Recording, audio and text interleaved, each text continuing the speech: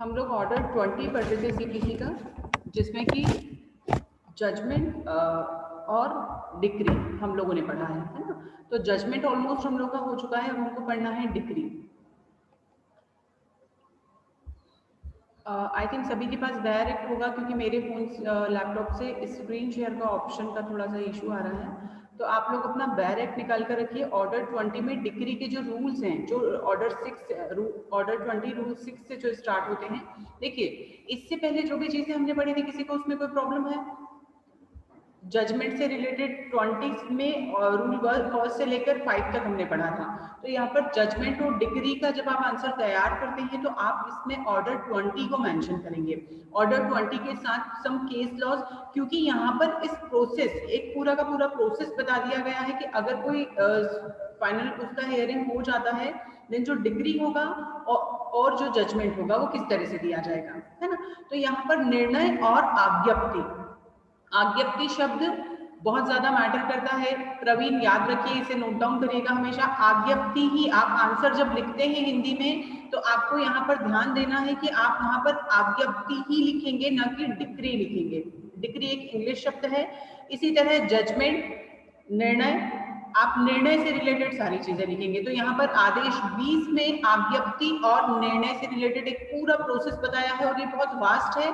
और जब आप इसका आंसर लिखते हैं तो इसमें, क्योंकि ये प्रोसेस प्रॉपर बताया है, इवन मैं थोड़ा सा डिटेल में और वास्ट पढ़ाने वाली हूँ आज। क्यों?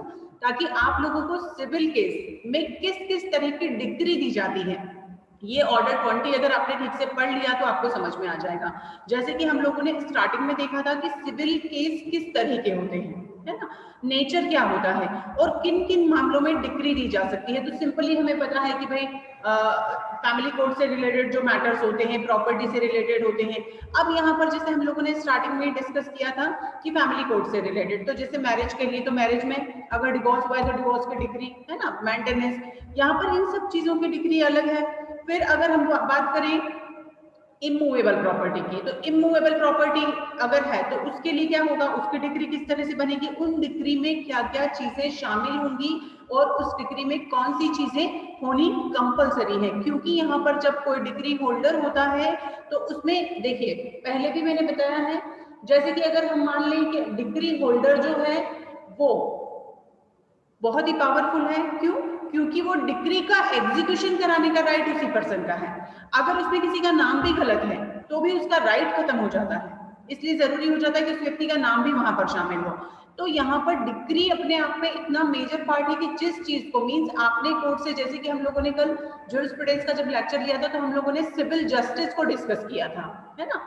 सिविल जस्टिस अपने आप में क्या है कि जब हमारे सिविल राइट्स का वायलेशन होता है तो हम कोर्ट से उसका रिलीफ मांगते हैं। अब ये ऐसा पार्ट है कि जब आपने मांगा है तो ही कोर्ट आपको देगा, कोर्ट खुद से आपको नहीं दे देगा। किसी की प्रॉपर्टी पे पोजीशन किसी ने ले लिया है, कोर्ट को कोई मतलब नहीं, आप खुद कोर्ट तक जाएंगे, आप कोर्ट से डिमांड करेंगे कि हमारे साथ ये गलत हुआ है तो इसका कंपनसेशन, इसका रिलीफ, इसकी कोई रेमेडी हमें चाहिए, है ना, तो कोर्ट आपको वो चीजें अवेल कर पाएगा। तो यहाँ पर सिविल प्रोसेस में कौन कौन सी ऐसी चीजें और किन किन चीजों के लिए स्पेसिफिक डिग्री हमें मिलता है, ये आज के लेक्चर में हम लोग देखेंगे। तो सभी लोग अपना बैरेक्ट एटलीस्ट निकाल कर रखिए, है ना। तो बैरेक्ट में रूल्स के साथ साथ आप लोग पढ़ेंगे तो आप लोगों को क्लियर हो जाएगा कि कौन कौन सी चीजों में स्पेसिफिक डिग्री हमें दी जाती है। और अब जैसे ऑर्डर 20 का रूल 6, डिग्री की अंतर वस्तु, कंटेंट्स डिग्री, तो यहां पर इसको आप केस के साथ भी लिख सकते हैं। इसमें केस का नाम भी लिखिएगा, भगवंत बनाम liquidation of cooperative society, Bhagwant versus liquidation of cooperative society. अब जैसे कुछ चीजें कंटेंट है तो कंटेंट इसमें भी क्लियर किया है। क्या होगा, आपके सूट का जो पिटिशन फाइल की गई है उसका नंबर होगा। देखिए पहले एक बार फिर से रिकॉल कर लीजिए कि हमारे पास जो डिग्री बनेगा वो कैसा होगा, वो उस जजमेंट के अकॉर्डिंग होगा जो कि कोर्ट ने सुनाया है, ठीक है। अब कोर्ट में जो जजमेंट दिया है, जो रूल होता है वो ये होता है कि उस जजमेंट के 15 डेज में डिग्री बन जानी चाहिए। कई बार नहीं बनती है। अब पर डिग्री अगर बनाई गई है तो डिग्री में कौन कौन सी चीजें होंगी, तो ये आपका रूल 6 हमें बताता है क्या क्या होगा। आपके पिटिशन का नंबर होगा, जो पार्टी से उनका नाम होगा, उनके रजिस्टर्ड एड्रेस होंगे, स्पेसिफिक किन चीजों के लिए क्लेम किया गया है वो क्लेम होगा। फिर कोर्ट ने क्या रिलीफ दिया है वो मेंशन होगा, और इसके अलावा उस सूट से रिलेटेड जो भी अलग से कॉन्सेप्ट था वो सारी चीजें उसमें मेंशन की जाएंगी। अगर मान लीजिए कि कोई उससे रिलेटेड जो कास्ट है वो उसमें बताया जाएगा, अगर कोई इंटरेस्ट से रिलेटेड चीज है वो उसमें मेंशन की जाएंगी, उसका क्लेम क्या था, मींस आपने जो सूट फाइल किया है उसमें आपने कोर्ट फीस क्या लगाई है वो भी उसमें मेंशन किया जाएगा कि आपने कितने का आपका दावा था, कितने का आपने क्लेम किया था।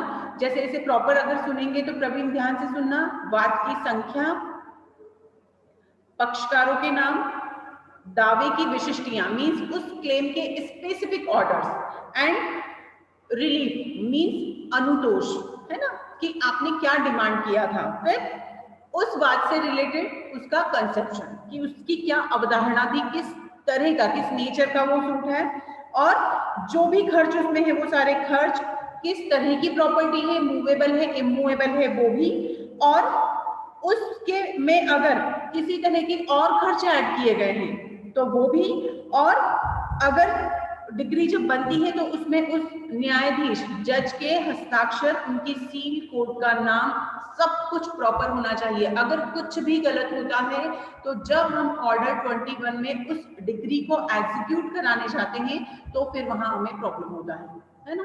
इवन किस किस तरह की गलतियां हो सकती हैं, तो यहाँ पर अगर कोई टाइपो एरर है तो वो ठीक कराने के लिए कंसीडर कर लिया जाता है एप्लीकेशन के साथ। पर एक चीज ये मैं क्लियर कर दूं, आप लोगों को शायद कई बार पढ़ा भी होगा, एक बार किसी मामले में कोई जजमेंट दे दिया गया तो उस जजमेंट को पलटने का राइट बिना किसी रीजन के उस जज को भी नहीं होता है। पर अगर डिग्री में कोई टाइपो एरर है और कोई मिस्टेक है तो उस मिस्टेक को हम ठीक कराने के लिए एक एप्लीकेशन दे सकते हैं, पर इसके अलावा हम उसमें किसी भी तरह के चेंजेस एक बार जजमेंट आ जाने के बाद न्यायाधीश खुद भी नहीं कर सकता, है ना। तो यहाँ इसलिए पक्षकारों के नाम और इतनी चीजें आपकी डिग्री में होंगी, और उसके साथ मान लीजिए, देखिए ये फिर हम स्पेसिफिक रूल्स के साथ पढ़ेंगे। तो 6 जो है आपका, वो 6 हमें बताता है कि कौन कौन सी चीजें उसमें होनी चाहिए। तो आपका एक जो भी डिग्री है उसका content of the number of the suit, names, description, parties, उनके registered address, signature, seal, sign, जजेस का, ये सारी चीजें उसमें होंगी। अब जो मेन पार्ट है जो कि अमेंडमेंट हुआ था 6A, इसे हाईलाइट कर लीजिएगा। यहाँ पर मेंशन किया गया है कि इसके पीछे जो रीजन ये है वो ये है कि जो डिग्री है, आपका जो जजमेंट दिया गया है उसके एनी हाउ आप कोशिश कोर्ट ये करे कि 15 दिन के अंदर निर्णय सुनाया जो गया है उसके 15 दिन के अंदर, ये यहाँ पर 6A में मेंशन किया गया है। मतलब ये प्रोविजन अगर कोई पूछता है कि कहाँ लिखा गया है तो ये प्रोविजन हमारा ऑर्डर 20 रूल 6A में बोला गया है कि 15 डेज के अंदर कोर्ट को ये मतलब उनका एक रिस्पॉन्सिबिलिटी है कि वो 15 दिन के अंदर हमारा डिग्री बनाकर दे दे। पर कई बार ऐसा होता है कि इतना पॉसिबल नहीं है, तो जरूरी नहीं है कि आपके लिए वो पॉसिबल, मतलब मान लीजिए कि हमें किसी केस में अपील लगानी और अपील जल्दी से जल्दी लगानी, तो फिर आप यहाँ पर जो आपका जजमेंट है उस कई बार डिग्री नहीं बन पाता है, तो उस जजमेंट की जो कॉपी है, उस जजमेंट की सर्टिफाइड कॉपी लेकर भी आप आपका अपील वाला जो पोर्शन है उसको आप फुलफिल कर सकते हैं। कि अगर मान लीजिए कि किसी दावे में तुरंत अपील लगानी, आपका निर्णय आया, आपके अगेंस्ट आया, अब आपको क्या करना है, तो आप उस निर्णय की प्रतिलिपि निकालेंगे, सर्टिफाइड कॉपी निकालेंगे, उस सर्टिफाइड कॉपी को लगाकर आप आपकी अपील लगा सकते हैं। तो यहाँ पर 6A और 6B में अमेंडमेंट हुआ है 1976 में।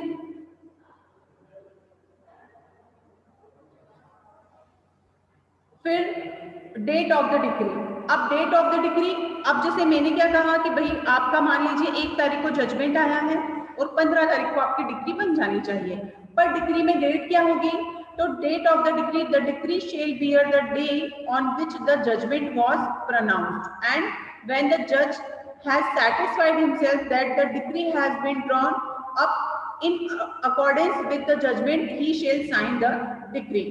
जिस दिन डिक्री की तारीख, रूल 7 में क्या है, डिक्री में उस दिन की तारीख होगी जिस दिन निर्णय सुनाया गया था, और न्यायाधीश अपना समाधान, मतलब न्यायाधीश जब उससे सेटिस्फाइड हो जाता है तो वह उसके अनुसार डिक्री तैयार कर लेगा।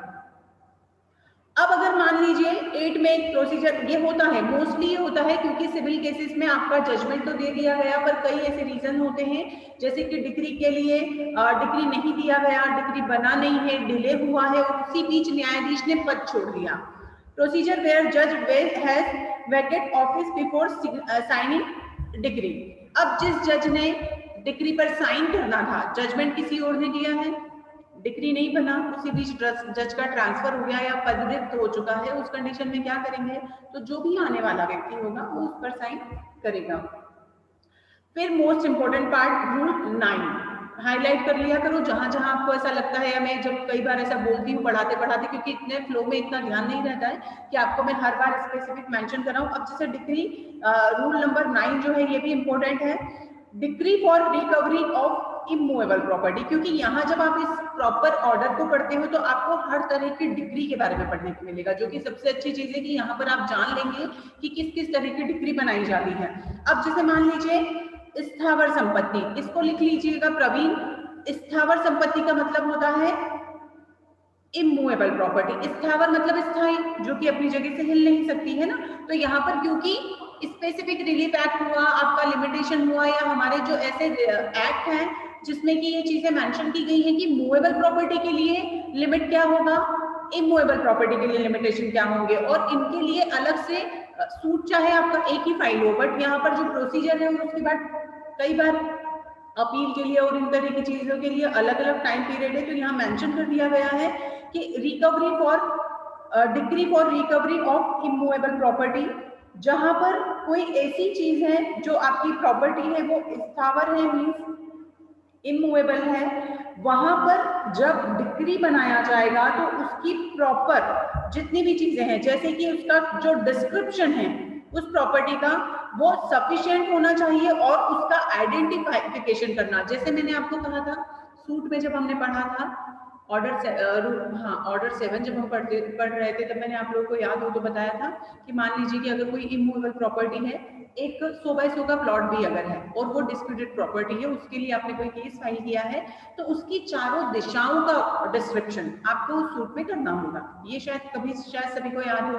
तो सेम चीज जो हमने बाद में मेंशन किया है, क्योंकि जजेस को थोड़ी ना पता है कि यहाँ पर कितनी प्रॉपर्टी है। अब अगर मान लो 100 बाय 100 का प्लॉट मेरा है और उस पर किसी का पोजीशन है या उससे रिलेटेड कोई डिस्प्यूट्स हैं, तो यहाँ पर मैं कोर्ट को एटलीस्ट मुझे बताना पड़ेगा कि उसकी चारों दिशाओं में क्या क्या चीजें हैं। सामने की तरफ रोड है, साइड में किसी और का मकान है, इस तरफ खाली सड़क है, पीछे की तरफ खेत है। तो ये जो डिस्क्रिप्शन है, ये डिस्क्रिप्शन जो मैंने सूट में किया है एज इट इज यहाँ पर डिक्री में भी किया जाएगा। क्यों? क्योंकि जब आप उसका एग्जीक्यूशन लगाएंगे तो यहाँ पर वो आपको हेल्प करेगा। फिर इसी तरह decree for delivery of movable property, same चीज यहाँ पर मूवेबल प्रॉपर्टी के लिए होगी कि जहां बात मूवेबल प्रॉपर्टी के लिए है, डिक्री में उस प्रॉपर्टी के देने के लिए या डिलीवरी कराने के लिए उससे रिलेटेड वो सारी चीजें मेंशन की जाएंगी जो कि नीडेड है। मान लीजिए ब्याज है तो आप वहां पर इंटरेस्ट को शामिल करेंगे, आपका मूल कितना था, बेसिक अमाउंट क्या था, उसको शामिल करेंगे। फिर पूरे केस के दौरान आपने उसमें में क्या क्या चीजें और ऐड की वो सब उसमें शामिल करेंगे, ताकि उसके एग्जीक्यूशन में आपको वो प्रॉपर स्पेसिफिक अमाउंट की आप डिमांड कर सके। 7 लाख का आपने केस लगाया, उस 7 लाख के साथ आपके इंटरेस्ट क्या रहा उसको उसमें ऐड कर लिया जाएगा। तो इस तरह यहाँ पर दोनों चीजें अलग अलग बता दी गई हैं कि मूवेबल प्रॉपर्टी के लिए और इमूवेबल प्रॉपर्टी के लिए। जंगम संपत्ति का मतलब होता है, जंगम शब्द जो है उसका मतलब होता है चल संपत्ति, मतलब जो स्थावर नहीं है, रुपए पैसे फर्नीचर और गाड़ी, ये सारी चीजें। और स्थावर संपत्ति मकान खेत प्लॉट, ये सारी चीजें। अब अगर मान लीजिए डिक्री में डायरेक्ट पेमेंट बाय इंस्टॉलमेंट, ये भी होता है। जैसे कोई रिकवरी का केस है ना, उस रिकवरी के केस में हमारा 10 लाख का अमाउंट है, किसी से लेना है। अब आपको उस 10 लाख के अमाउंट के लिए मान लीजिए कि भाई कोर्ट में जब केस चला तो प्रतिवादी ने उस चीज को एक्सेप्ट कर लिया कि हाँ मुझे सामने वाले को 10 लाख रुपए देना है। अब यहाँ पर 10 लाख रुपए देने के लिए प्रतिवादी ने ये शर्त रखी या रिक्वेस्ट किया कोर्ट से कि वो ये जो पूरा अमाउंट है वो एक मुश्त में नहीं दे सकता, तो क्या यहाँ पर कोर्ट ऑर्डर कर सकता है कि वो इंस्टॉलेशन में दे दे? तो यस, यहाँ पर कोर्ट अगर प्रतिवादी चाहता है या कोई ऐसी कंडीशन है कि यहाँ पर वो जो अमाउंट है पूरा बल्क अमाउंट एक साथ नहीं दिया जा सकता, तो यहाँ पर 11 में कोर्ट ऑर्डर भी कर सकता है और उस डिक्री में मेंशन कर देगा उस चीज को कि आपको पर्टिकुलर टाइम टू टाइम इतना अमाउंट देना है। फिर अगर मान लीजिए कि कोई डिक्री है, वो देखिए, decree for possession and means profit, कब्जा और अंतःकालीन लाभों के लिए डिक्री। कोई है ऐसा जो मुझे, किरण बीड़ा? यस मैम, क्या मैंने नहीं सुना। प्रॉफिट क्या होता है मैम? जो प्रॉपर्टी, मतलब कोई प्रॉपर्टी है उस पे जिस पर्सन ने कब्जा किया है वो अगर उससे कोई फायदा उठा रहा है तो इलीगल बेनिफिट है ना। चलिए, याद है, बहुत अच्छी बात है। तो यहाँ पर decree for possession and means profit. अब यहाँ पर मान लीजिए कि आपको डिक्री मिली किस चीज के लिए है, पोजेशन से रिलेटेड मिली है, और उसी के साथ मींस प्रॉफिट, तो यहाँ पर उन चीजों को भी डिक्री में मेंशन किया जाएगा और इन चीजों के लिए कोर्ट अलग से डिक्री पास कर सकेगा कि आपका मान लीजिए कोई केस पोजेशन से रिलेटेड था और पर वो डिक्री में अगर वो केस पर्टिकुलर इसी के लिए हो, जैसे कि where a suit is for the recovery of possession of immovable property and for rent or man's profit, the court may pass a decree। अब यहाँ पर कोर्ट अगर इससे रिलेटेड कोई केस है, रेंट, पोजेशन और man's profit, तो क्या करेगा? for the possession of the property, for the rent which have occurred on the property during the period prior to the institution of the suit or directing an inquiry as to such rent, उसके बारे में पूरी जानकारी देने के लिए directions भी दे सकता है कि किस दिन से आपकी प्रॉपर्टी को आपने रेंट पर दिया है, अगर रेंट से रिलेटेड है तो। फॉर द मींस प्रॉफिट और directing an inquiry as to mesne profit. अब यहाँ पर मैंने कह दिया कि मुझे सामने वाले ने इससे इतना प्रॉफिट अर्न किया है, गेन किया है, देन उसका प्रूफ क्या है, तो यहाँ पर मुझे यहाँ डायरेक्शंस दिए जा सकते हैं। Directing an inquiry as to rent or means profit from the institution of the suit until the delivery of possession to be decree holder, the relinquishment of possession by the judgment debtor with notice to be decree holder through the court, or the expiration of the 3 years from the date of the decree, whichever event first occurs। यहाँ पर ये जितनी भी चीजें हैं, अब देखिए, मान लीजिए कि बात संस्थित आपने जब किया है उसके दौरान डिक्रीदार को कब्जा मिल चुका, तो यहाँ ये जितनी भी मीन्स, यहाँ जो जिस तरह का डिस्प्यूट है, समझने वाली बात ये है कि जिस तरह का डिस्प्यूट से मान लीजिए पोजीशन का है, अब पोजीशन का आपका केस ही चल रहा है, उसी दौरान आपको पोजीशन मिल चुका है, तो आपको उस चीज को आप उसमें शामिल करेंगे और आप यहाँ पर उसकी जो जानकारी है वो आप कोर्ट में देंगे। तो यहाँ छोटी से छोटी, बड़ी से बड़ी चीज जो कि आपके राइट से रिलेटेड है, आपके सिविल राइट से रिलेटेड है, उन चीजों को कोर्ट डिक्री, इवन इस तरह की डिक्री पास कर सकता है। यहाँ पर हम वो दोनों चीजें पैरेलल हैं कि इस तरह की डिक्री कोर्ट पास कर सकता है और इस तरह की चीजों को डिक्री में मेंशन कर सकता है।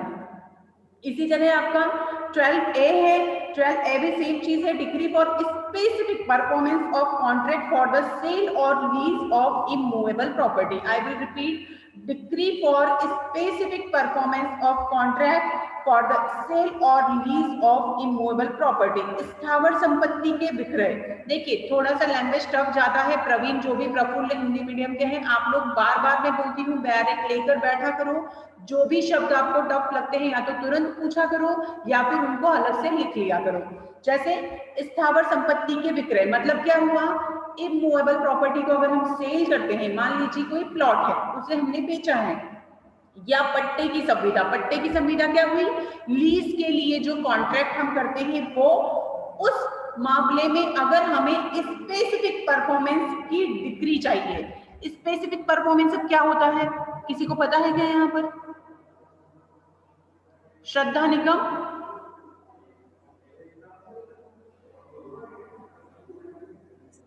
परफॉर्मेंस में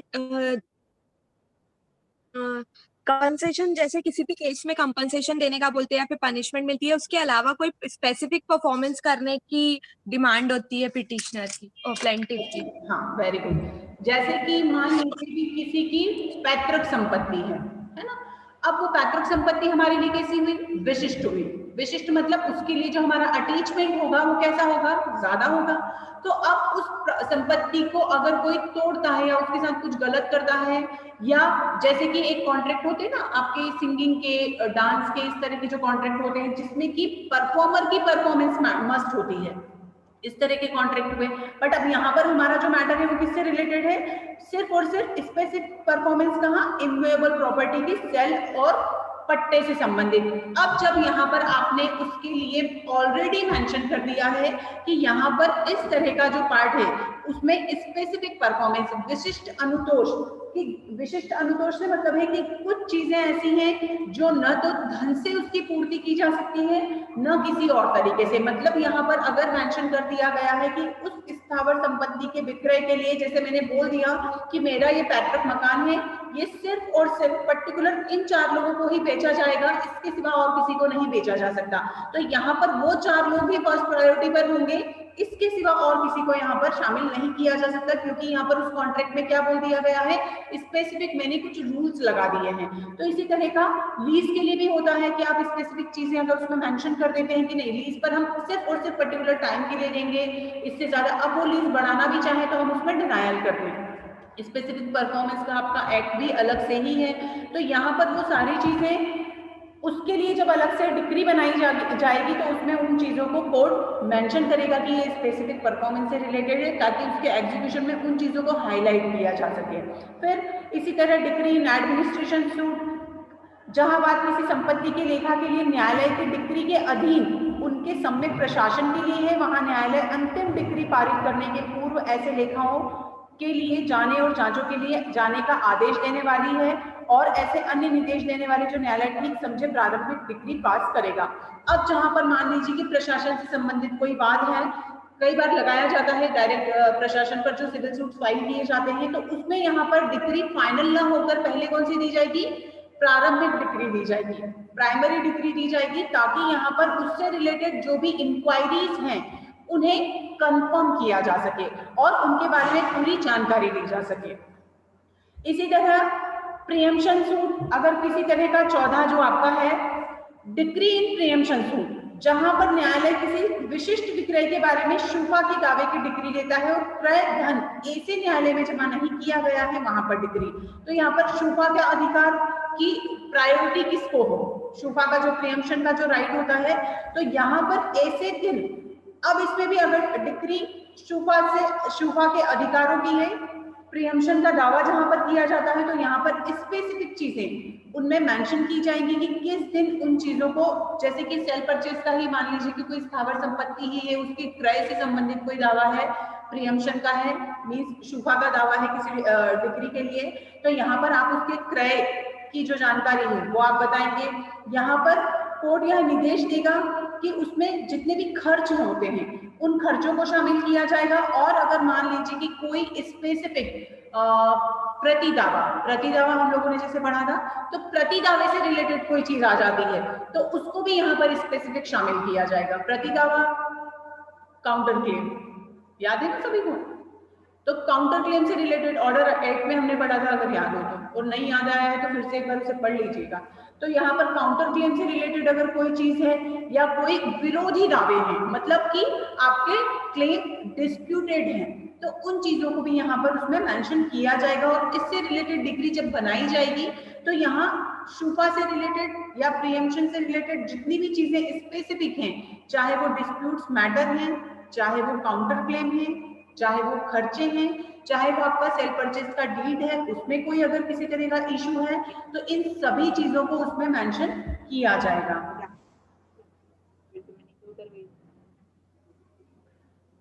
क्लियर? किसी को कोई डाउट है तो पूछ सकते हैं भाई, 2 लोगों के माइक ओपन हुए थे बट आप लोग पूछ नहीं रहे, जिसको प्रॉब्लम है पूछ लीजिए।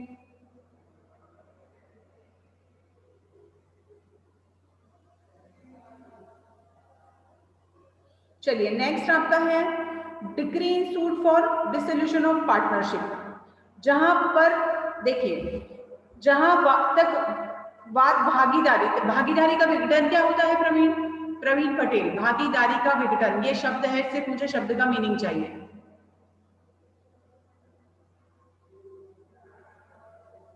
Praveen Patel,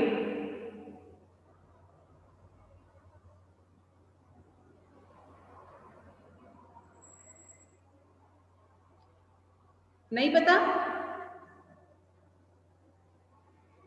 decree in suit for dissolution of partnership, भागीदारी का विघटन का मतलब हुआ जहां पर हम किसी पार्टनरशिप को खत्म करते हैं, ठीक है। अब पार्टनरशिप मान लीजिए कि आपकी प्रॉपर पार्टनरशिप आपने की है, कॉन्ट्रैक्ट एक्ट के अकॉर्डिंग की है, आपने सारी चीजें उसमें बनाई हैं और आपका एक बड़ा पार्टनरशिप का एक कोई बड़ा मेजर कॉन्ट्रैक्ट है, अब आप उसे खत्म करना चाहते हैं। अब जब आप उसे खत्म करेंगे तो क्या होगा, इसको लिख लेना प्रवीण, भागीदारी के विघटन के लिए बाद में डिक्री। अब यहाँ पर जो भागीदारी के विघटन के लिए जो होगी तो उसमें क्या करोगे आप, where a suit is for the dissolution of partnership or the taking of partnership accounts, the court before passing a final decree। यहाँ फिर आप याद रखिए before passing the final decree, अंतिम निर्णय या अंतिम आज्ञप्ति पास करने के पहले may pass a preliminary decree declaring the proportionate shares of the parties। आपके जो प्रारंभिक अंश हैं, अंश मतलब शेयर्स होते हैं, उन शेयर्स की डिटेल को जानने के लिए आपको पहले अंतिम डिक्री देने से पहले यहाँ पर प्राइमरी डिक्री दी जाएगी, ताकि आप यहाँ पर उसके बारे में जानकारियां पूरी, उस अकाउंट्स के बारे में यहाँ पर पूरी जान सकें। और वह दिन नियत होगा जिस दिन भागीदारी विघटित हो जाएगी और उसके हिसाब से फिर यहाँ पर प्रारंभिक डिक्री के आधार पर भी उस पार्टनरशिप को खत्म किया जा सकता है। क्लियर, समझ में आ रहा है सभी को? किसी को कोई प्रॉब्लम आ रहा है? अंकिता, अर्शिया, अनुष्का? मैम एक बार सॉरी बेटा, मैम एक बार फिर से बताइए। कौन सा वाला पार्ट? मैम ये जो प्रिलिमिनरी डिक्री और फाइनल डिक्री का आपने बोला। ओके, देखो क्या हुआ, जैसे कि मान लीजिए दो चीजों में ये अभी हमने डिस्कस किया। एक हमने किया डिक्री इन एडमिनिस्ट्रेशन सूट, एक यहाँ पर हमने देखा decree in suit for dissolution of partnership. अब दोनों में कंडीशन क्या थी कि यहाँ इन दोनों केस में कोर्ट पहले प्राइमरी डिक्री आपको दे सकता है। क्यों? क्योंकि यहाँ पर जैसे मान लीजिए कि मैंने ये कहा है कि मुझे इस पार्टनरशिप को खत्म करना है ना। अब फर्स्ट प्रायोरिटी मेरा क्या है कि मुझे इस पार्टनरशिप को खत्म करना है, मेरा ये पहला प्रायोरिटी हुआ। अब इस पहले प्रायोरिटी के लिए उन्होंने मेरे लिए ये किया कि उन्होंने जो शुरुआती दौर में हमारे जो शेयर्स हैं, उन शेयर्स को जो भी आपके हैं, जो एक जैसे कि हम उसे बोलेंगे कि उन्होंने कोर्ट क्या करता है यहाँ पर कि आपका जो शेयर्स है फाइनल डिक्री देने के पहले वो क्या करेंगे, उस पूरी डिटेल्स को जानने के लिए आपको सिर्फ और सिर्फ किस चीज के लिए उन्होंने अभी एक प्राइमरी डिक्री दिया है, उस पार्टनरशिप को खत्म करने के लिए। तो उस दिन उन्होंने एक प्राइमरी डिग्री तो हमको दे दिया कि हाँ आज से आपकी पार्टनरशिप खत्म हो गई, पर उसमें अगर दूसरे कुछ डिस्प्यूट्स हैं, उन डिस्प्यूट्स को खत्म करने के लिए यहाँ ये मान सकते हैं हम कि और टाइम लिया गया है। और अभी हमारे जो शुरुआती जो शेयर्स हैं उसके आधार पर, मतलब यहाँ पर एक शब्द है अकाउंट्स, अगर आप लोगों ने पढ़ा हो तो फिर से सुनना इसे, where a suit is for the dissolution of partnership और the taking of partnership accounts. जो भी हमारे लेखा जोखे होते हैं, जिसको कि हम लेखा बोलते हैं। अकाउंट्स का मतलब क्या होता है हिंदी में, इसे अगर आप पढ़ोगे तो भागीदारी के लेखाओं के लिए जाने के लिए है। अब आपकी पार्टनरशिप अगर है तो डेफिनेटली आपके प्रॉफिट्स और आपके लॉसेस मींस जो भी चीजें हैं यहाँ पर दोनों के बीच में है, तो उन चीजों को प्रॉपर जानने के लिए तो पहले तो आपकी कोर्ट क्या करेगा, और the taking of partnership accounts the court before passing a final decree, अंतिम डिग्री देने के पहले में pass a preliminary decree declaring the proportionate shares of the parties. उनके प्रॉपर शेयर्स को जानने के लिए यहाँ पर आपकी उस डिसोल्यूशन के लिए तो उन्होंने प्राइमरी डिग्री दे दिया, पर क्योंकि यहाँ पर अगर पार्टनरशिप का मैटर है तो डेफिनेटली यहाँ पर दोनों के अकाउंट्स के साथ कितने शेयर्स हैं, उनका प्रॉपर रेशो क्या है, उन सारी डिटेल्स के लिए आपने अंतिम डिग्री को अभी बचा कर रखा है। और इसी तरह क्या किया, आपकी डिक्री इन एडमिनिस्ट्रेशन सूट में भी क्या किया गया, सेम चीजें हैं कि अगर मान लीजिए कि किसी एडमिनिस्ट्रेशन मींस प्रशासन से संबंधित कोई दावा है और उसमें आपको डिग्री देना है, तो कोर्ट यहाँ पर भी क्या करेगा, पहले आपको प्राइमरी डिग्री दे देगा। मींस फर्स्ट रिलीफ हम इसे बोल सकते हैं कि कोर्ट आपको कुछ रिलीफ तो यहाँ दे देता है, पर अंतिम निर्णय दिए जाने के लिए यहाँ समय लगेगा और पूरा का पूरा ट्रायल प्रॉपर चलेगा। उसके बाद जाकर आपको अंतिम डिग्री मिलेगी, जब वो पूरा का पूरा मैटर फाइनली खत्म होगा। देखिए यहाँ पर जैसे मैंने पहले भी कहा है कि पोजीशन के मामले, जब हम लोगों ने, अगर आप लोगों को याद हो तो जब मैंने डिग्री पढ़ाया था उस टाइम पर मैंने मेंशन किया था कि कुछ मामले ऐसे होते हैं जहां पर प्राइमरी डिग्री दी जाती है और कुछ मामले ऐसे होते हैं जहां पर प्राइमरी डिग्री नहीं दी जा सकती है ना। सेक्शन और ऑर्डर भी मेंशन किए थे, इवन कुछ स्पेसिफिक, वो पीपीटी आज आप लोग पढ़िएगा, वहां पर उसमें हमने मेंशन इसीलिए किया था क्योंकि हर दावा ऐसा नहीं होता है जिसमें हम फाइनल डिग्री दें, पर कुछ दावे ऐसे होते हैं जैसे अब यहाँ पर पार्टनरशिप के डिसोल्यूशन के, तो यहाँ क्योंकि हमें फर्स्ट रिलीफ क्या चाहिए कि हमारी पार्टनरशिप खत्म हो जाए पहला, ताकि हम उससे जुड़ी सारी रिस्पॉन्सिबिलिटी से फ्री हो जाएं, तब जाकर हम नया कोई काम कर सकते हैं। अब जब हमें प्राइमरी डिग्री मिल चुका है, अगर हमें प्रारंभिक आज्ञप्ति यहाँ पास हो गई है तो हम उसके आधार पे उन सारी जिम्मेदारियों को उससे तो समाप्त हो चुके हैं, पर यहाँ क्योंकि उससे रिलेटेड डिस्प्यूट्स लंबे समय तक चलेंगे, तो आपको प्राइमरी डिग्री जब दे दी गई तो आप उससे तो फ्री हो गए, पर उससे जुड़े जितने भी डिस्प्यूट्स हैं वो तब तक खत्म नहीं होंगे जब तक कि उस पर पूरा का पूरा विटनेस ट्रायल और जो भी प्रोसीजर है वो खत्म नहीं हो जाए, और उसके बाद जब वो पूरा खत्म होगा तब आपको एक फाइनल डिग्री उसके शेयर्स अकाउंट से रिलेटेड आपको मिल जाएगी। जैसे कि हमने यहाँ पर डिसोल्यूशन के लिए वाद लगाया और उसमें हमने बोला कि दोनों के बीच प्रॉफिट को लेकर भी डिस्प्यूट्स हैं, तो पहले तो हमें एक डिग्री चाहिए इस चीज की कि हमारा पहले तो ये पार्टनरशिप आप खत्म कर दो, और उसके बाद अब आपके जो अकाउंट्स में जो डिस्प्यूट्स आ रहे हैं, जो डिफरेंसेस आ रहे हैं, उसको शॉर्ट आउट करने के लिए तो आपको पूरा ट्रायल पूरा का पूरा स्पेसिफिक चलाना है, तो उसके लिए आप समय यहाँ पर ले सकते हैं। जैसे प्राइमरी डिग्री के लिए यहाँ कोई ऐसा नहीं है कि वो कब पास की जा सकती है, तो यहाँ पर कोई प्रॉपर उसके लिए स्टेज नहीं है, बट फाइनल डिग्री के लिए हमारे पास स्टेजेस है कि फर्स्ट से लेकर लास्ट तक सारी स्टेजेस कंप्लीट होंगी, पूरा का पूरा स्टेप बाय स्टेप, लास्ट में फाइनल हियरिंग के बाद डिसीजन आएगा, मींस जजमेंट आएगा, उसके बाद ही हमें अंतिम डिग्री मिलेगी, तो उसके लिए प्रोसेस है। बट प्राइमरी डिग्री के लिए तो अगर कोर्ट को लगता है तो वो किसी भी स्टेज पर दे सकता है। इसी तरह फिर आपका 16 क्या बोलता है, 15 पर हम लोग थे डिसोल्यूशन ऑफ पार्टनरशिप, फिर 16 है आपका decree in suit for account between principal and agent. अगर किसी मालिक और अभिकर्ता के बीच लेखा यहाँ पर फिर वही चीज आ गई। देखिए यहाँ पर मोस्टली हम लोग जब सिविल सूट की बात करते हैं तो हमारे दिमाग में सिर्फ और सिर्फ इमूवेबल प्रॉपर्टी आती है, जबकि आज की डेट में अगर मैं आपको बताऊं तो इमूवेबल प्रॉपर्टी से ज्यादा मूवेबल प्रॉपर्टी के लिए सिविल सूट फाइल किए जाते हैं। अब जैसे 16 क्या बोलता है, मालिक और अभिकर्ता के बीच लेखा के लिए लाए गए वाद, लेखा मतलब अकाउंट्स है ना। अब यहाँ मालिक और अभिकर्ता के बीच अगर कोई धन संबंधी व्यवहार जो हुआ है, in a suit for an account of pecuniary transaction between a principal मतलब यहाँ पर मालिक and an agent, and in any other suit not herein before provided for, where it is necessary in order to ascertain the amount of money due to or from any party that an account should be taken, the court shall before passing its final decree pass preliminary decree directing such accounts to be taken as a thinks fit. यहाँ पर भी क्या कर सकती है court, आपके लिए पहले वो प्राइमरी डिग्री पास करेगा, क्योंकि यहाँ पर जो अकाउंट्स हैं मींस जो लेखा संबंधी व्यवहार हुआ है उसकी सही जानकारी लेने के लिए अगर उसे समय लगता है तो उसकी पूरी जानकारी लेने के बाद मींस पूरा प्रॉपर प्रोसीजर जानने के बाद आपको वो फाइनल डिग्री देगा, उसके पहले वो आपको प्राइमरी डिग्री पास कर सकता है। इसी तरह special direction as to accounts. तो अब इन चीजों को आज सिर्फ 2 मिनट का टाइम बचा है, आज सभी लोग इसे एटलीस्ट एक बार पढ़ लीजिएगा, और वैसे भी कल से आप लोगों के दिवाली के वैकेशन से मंडे तक के लिए, तो ट्यूसडे हम लोग पढ़ेंगे। तो ट्यूसडे में चाहती हूँ कि सभी लोग एटलीस्ट ऑर्डर 20 अच्छे से पढ़ लें, क्योंकि इसमें कई चीजें हैं जो आप अगर डीप में जाकर पढ़ेंगे तो आपको कई सारे क्वेश्चंस आएंगे और आपका कई सारे डाउट्स क्लियर होंगे। तो ये एक मेजर पार्ट है सीपीसी का। अगर आप इसे अच्छे से पढ़ लेते हैं तो आई थिंक आपके कई सारे डाउट्स भी क्लियर होंगे और आपको सीखने को कई चीजें मिलेंगी, बट उसके लिए जरूरी है कि आप इसे पढ़ें, है ना। तो क्योंकि छोटी छोटी चीजें इतनी सारी हैं यहाँ पर, मैंने इतना डिटेल में पढ़ाने के पीछे रीजन ही ये है क्योंकि आंसर इतना लेंथी आप नहीं लिख सकते क्लास एग्जाम में भी, ठीक है नहीं लिखे, बट एटलीस्ट आपको पता तो हो कि यहाँ ऑर्डर 20 में कौन कौन सी चीजें हैं और किस किस चीज के लिए डिग्री दी जा सकती है है ना। इतना वास्ट पढ़ने का जो रीजन है वो ये है, अदरवाइज हम लोग भी सिर्फ 2-3 रूल को पढ़ के खत्म कर सकते थे कि यहाँ पर डिग्री यही होती है, दैट्स इट।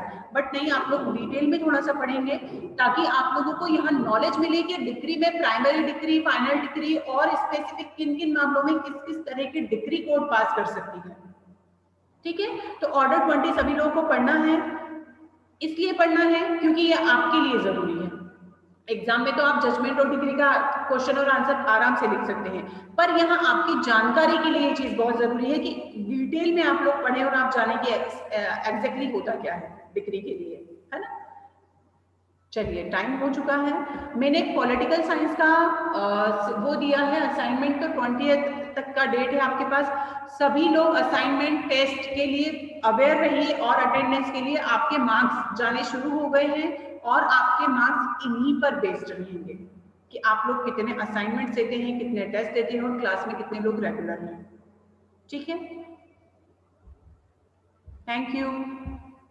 और इसको पढ़ने के बाद अगर किसी को प्रॉब्लम है तो वो मैं हूं यहाँ, उसे आपको डिस्कस करना है ना। ऐसा नहीं कि प्रॉब्लम को प्रॉब्लम बनाकर छोड़ देना है, उसे आप लोग कभी भी डिस्कस कर सकते हैं।